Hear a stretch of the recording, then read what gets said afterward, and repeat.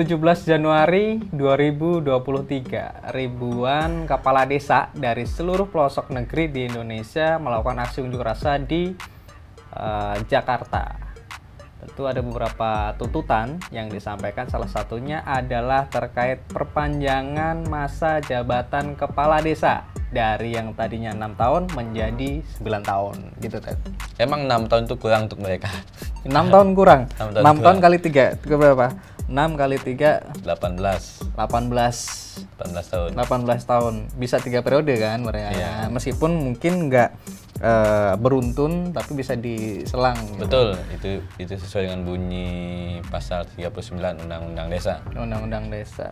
Jadi emang kenapa sih sebenarnya ini kenapa sebenarnya kok pengen di perpanjang ini, kenapa? Kok kurang 6 tahun itu kenapa sih sebenarnya? Nah, kalau itu sih katanya sih untuk untuk menghindari polarisasi yang tajam di desa akibat dari pemilihan kepala desa, Mas. Katanya sih begitu. Tapi kenapa solusinya perpanjangan masa jabatan? Ya karena mungkin kurang lama. dan kurang lama. Dan respon pemerintah itu positif. Oh iya. Responnya sangat positif. Komisi 2 langsung kan nyambut. Ya. Komisi 2 nyambut. Salah satu pimpinan DPR juga ikut. Oke. Apa namanya mengokekan, menjanjikan gitu, bahwa revisi Undang-Undang Desa akan masuk ke prolegnas tahun 2023. Jadi ini ya prioritas ya. Betul. Jadi prioritas. Terus kemudian Mendes PDD itu juga ini kan merespon gitu. Nanti akan intinya apa yang mereka sampaikan itu diterima. Dan Pak Jokowi juga katanya Budiman yang sudah ketemu dengan Pak Jokowi, katanya Pak Jokowi menyetujui tuntutan itu, usulan itu, dirasa masuk akal. Tapi emang ini sih, kalau kita bicara soal ini cepat banget ya, maksudnya mereka datang aksi. Datang tanggal 17. Terus tapi responnya langsung luar biasa kan. Oleh legislatif maupun eksekutif itu langsung merespon, terus kemudian membicarakan itu secara serius. Betul. Bahwa kemudian tuntutan dari kepala desa yang ingin masa jabatannya sampai 9 tahun ini direspon secara cepat sih kalau menurutku ya, terlalu cepat banget gitu. Cepat banget kayak omnibus. Tapi gini, kalau mungkin dari sisi pemerintah atau legislatif dia menganggap positif apa yang disampaikan oleh kepala desa ini, para kepala desa ini untuk memperpanjang masa jabatannya, mengingat efektivitas kerja ataupun menghindari polarisasi di masyarakat pasca Pilkades, ya. Tapi ada beberapa pengamat menilai bahwa apa yang disampaikan, apa yang dilakukan oleh kepala desa ini sebenarnya kontraproduktif, apa ya istilahnya. Jadi kalau mau selesaiin masalah soal polarisasi ataupun efektivitas, itu solusinya bukan perpanjangan gitu loh maksudnya. Betul, iya, aku setuju sih Mas. Masa polarisasi yang tajam itu solusinya perpanjangan masa jabatan gitu loh. Padahal masih banyak masalah-masalah di desa yang harus diselesaikan oleh kepala desa. Yaitu ya kita sebut aja peningkatan SDM lah. Kalau kita bicara soal penggunaan anggaran desa yang kebetulan kan sudah lumayan nih dari pusat. Oh iya, dana lumayan desa dari pusat kan. Dan kalau kita lihat hari ini itu di setiap minimal di depan kantor desa itu ada baliho soal penggunaan anggaran. Iya. Dan yang paling tinggi itu 2, infrastruktur dan juga soal honorarium pekerja di desa. Sedangkan yang paling kecil itu biasanya adalah peningkatan SDM.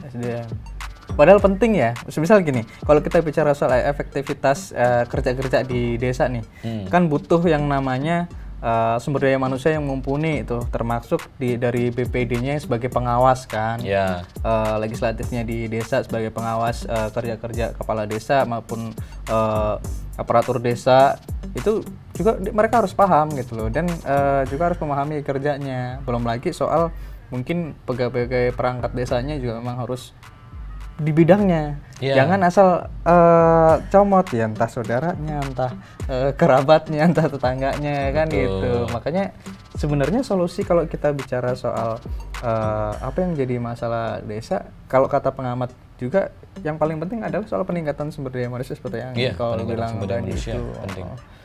Dan apa namanya, kalau kita bicara soal perpanjangan masa jabatan, maka ketika pemerintah itu mengakomodir tuntutan ini dengan 9 tahun masa jabatan itu, bukannya semakin panjang masa jabatan seorang pemimpin, justru kecenderungan untuk melakukan aksi-aksi KKN lah, korupsi makin besar ya, korupsi makin besar. Betul. Kalau kita kan bisa flashback ke Orde Baru lah ya. Iya. Kita bisa jadikan contoh. Gitu. Tapi mungkin sekarang beberapa yang mendukung soal perpanjangan 9 tahun ini optimis bahwa apa yang mereka lakukan itu untuk kemaslahatan masyarakat di desa, supaya pembangunan lebih lebih efisien, karena pemimpinnya udah lama, udah kenal banget nih sama medan di sana kan gitu. Akhirnya pembangunannya lebih bisa dipahami kan gitu, mana poin-poin yang perlu dibangun, yang perlu ditingkatkan di desa, mereka lebih paham. Cuman kemudian kalau kita bicara soal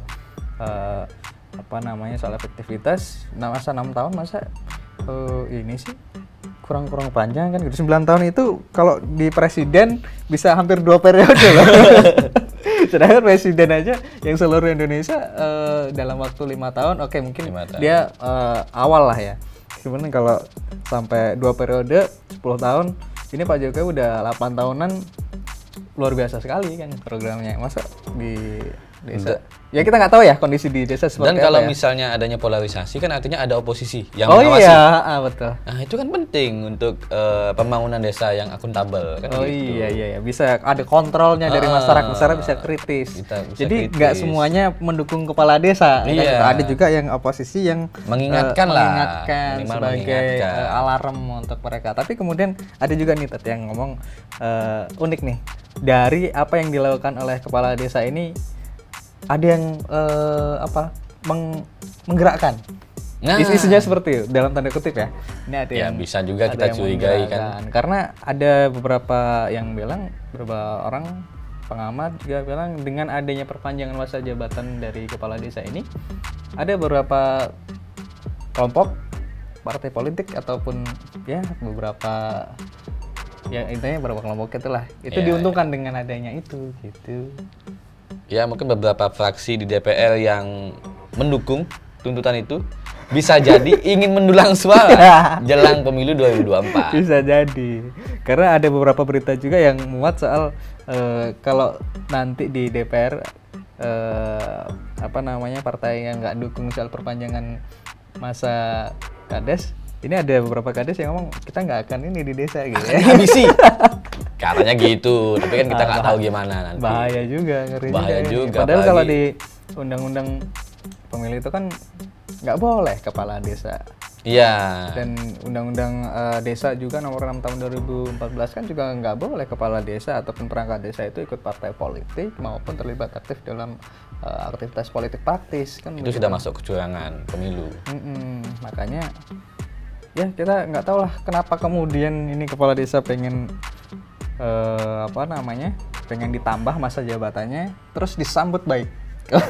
Disambut baik. Umpannya cepat banget. Di smash sama pemerintah dan juga DPR. Tapi kita harus lihat juga sih gimana nanti ke depannya, apakah mulus sesuai dengan rencana kepala desa. Jadi dia bisa berkuasa selama 9 tahun dalam 1 periode. Kalau 2 periode berarti 18 tahun. Kalau 3 periode berarti 27 tahun. Tapi kalau kata salah satu pimpinan DPR sih bilangnya cukup 2 periode aja kalau mau masa perpanjangan. Kalau 9 tahun berarti 2 kali aja. Tapi lumayan. 18 juga. Kalau jadi kades, Mas nih jadi kades, anak Mas sudah kuliah di 18 tahun itu. Oh iya. Lumayan. 2 periode. Oke lah. Jadi itu kalau menurut kita kayaknya perpanjangan jabatan ya perlu dipertimbangkan ulang lah ya. Perlu dipertimbangkan ulang. Pertimbangkan baik-baik, kaji baik-baik soal plus minusnya seperti apa. Jangan terburu-buru soal mau diperpanjang atau tidak. Di prolegnas juga legislatif perlu menggodok ulang soal kajiannya juga dipertajam kan seperti itu. Nyambung nggak sih antara masalah sama solusi? Nah, gimana menurut kalian?